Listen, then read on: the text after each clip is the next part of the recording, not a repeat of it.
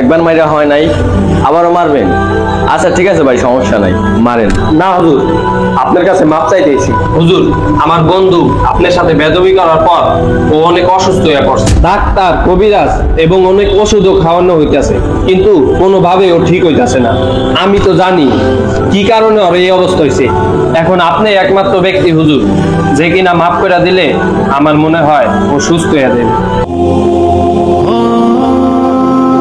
এই রিফাত, নয়ন, এই কাজ পরে কর। আজকে শুক্রবার, জুমার নামাজ পড়তে যাইতে হইব, চল। ভাই আমার নামাজ পড়তে যাবো না, তুই যা, আমাকে কাজ করতে হইব। জানিস তো কাজ না করলে। আচ্ছা ঠিক আছে, কাজ কর।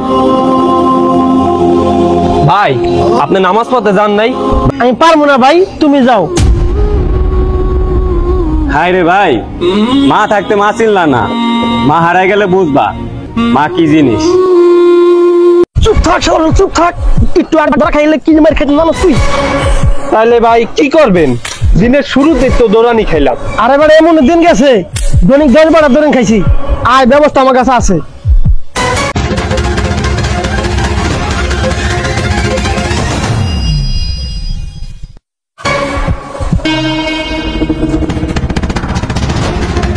জামা লাগবো, জামা এই যে সুন্দর সুন্দর জামা আছে, এই যে ভাই আমার কাছ থেকে একটা জামা নেন ভাই, আমার কাছে অনেক সুন্দর সুন্দর জামা আছে ভাই, আপনার গায়ে মানাইবো। আর সকাল থেকে ভাই একটা জামা বিক্রি করতে পারেন। ভাই তুমি নিজে যে জামা বিক্রি করতে আসছো, তোমার নিজের জামাই তো অপরিষ্কার। আমরা এক কাজ করি ভাই, আমরা দুইজন মিলে কিছু টাকা দেই, তুমি এখান থেকে তোমার পছন্দ মতো একটা জামা নিয়ে নিও।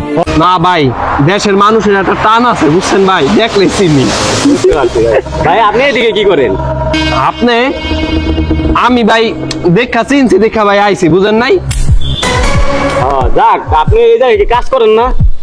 আরে ভাই হ করি, ওই জন্য একটা দোকানে একটা কাজ করি বুঝছেন।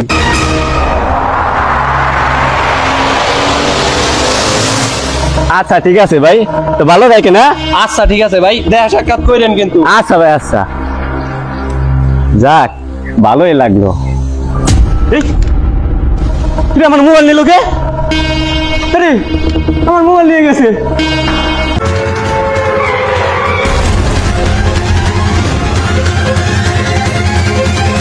গাড়ি থামা, গাড়ি থামা, গাড়ি থামা। এবারে যাচ্ছে, কত বড় সিন করছে, কত বড় সিন করছে।